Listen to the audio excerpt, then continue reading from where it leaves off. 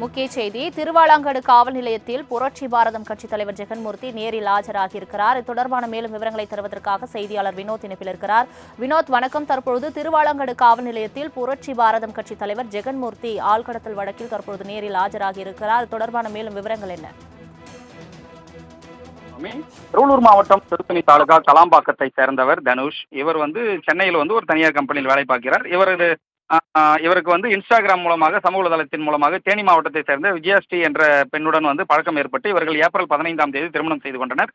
அதன் பிறகு இந்த மாதம் 9ஆம் தேதி இந்த ஜூன் 9ஆம் தேதி அவரது தனுஷோட தம்பி கலாம்பாக்கத்தில் இருந்து கடத்தப்பட்டார் என்று ஒரு தகவல் பரவியது.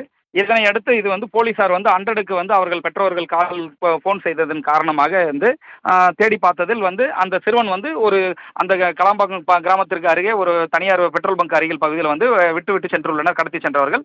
மேலும் இந்த கடத்தல் வழக்கு என்று பதிவு செய்த திருவாலாங்காடு போலீசார் இந்த சம்பவத்தில் அந்த விஜயஸ்ரீயின் அவரது தந்தை மற்றும் ஒரு 5 பேரை ஒரு முன்னாள் காவல்துறை அதிகாரி, பெண் அதிகாரி ஒருத்தர், ஒரு வழக்கறிஞர் உள்பட 5 பேரை கைது செய்துள்ளனர். தற்போது இந்த வழக்கில் முன்ஜாமீன் கேட்டு புரட்சி பாரதம் கட்சியின் தலைவர் ஜெகன்மூர்த்தி, சட்டமன்ற உறுப்பினர் ஜெகன்மூர்த்தி சென்னை உயர்நீதிமன்றத்தில் அவர் முன்ஜாமீன் கேட்டிருந்தார். அந்த வழக்கில் திருத்தணி, அதாவது திருவாலாங்காடு காவல் நிலையத்தில் நீங்கள் நேரில் ஆஜராகுங்கள் என்று அவர்களுக்கு நீதிமன்றம் உத்தரவிட்டிருந்தது. அதே போல் அவர் நீங்கள் தனியாகத்தான் ஆஜராக வேண்டும் என்று கூறியிருந்தனர். அதனால் இன்று திருவாலாங்காடு காவல் நிலையத்தில் இந்த ஆள் கடத்தல் இந்த வழக்கு சம்பந்தமாக திருவாலாங்காடு காவல் நிலையத்தில் புரட்சி பாரதம் கட்சி தலைவர் அவர் ஆஜராகியிருக்கார். ஜெகன்மூர்த்தி ஆஜராகியிருக்கார், விசாரணைக்கு ஆஜராகியிருக்கார். அவரிடம் விசாரணை அதிகாரிகள் விசாரணை செய்து கொண்டிருக்கிறார்கள். அவருடன் எந்த ஒரு கட்சிக்காரர்களும் உடன் வரவில்லை. இவர் வருகைக்காக அந்த திருவாலாங்காடு காவல் நிலையத்தை சுற்றி 100க்கும் மேற்பட்ட போலீசார் பலத்த போலீஸ் பாதுகாப்புடன் போடப்பட்டுள்ளது.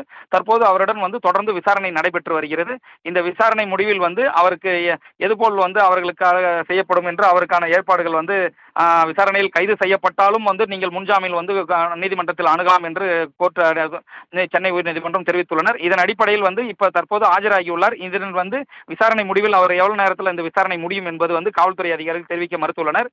தற்போது விசாரணை சென்று கொண்டிருக்கிறது. விஜயஸ்ரீ,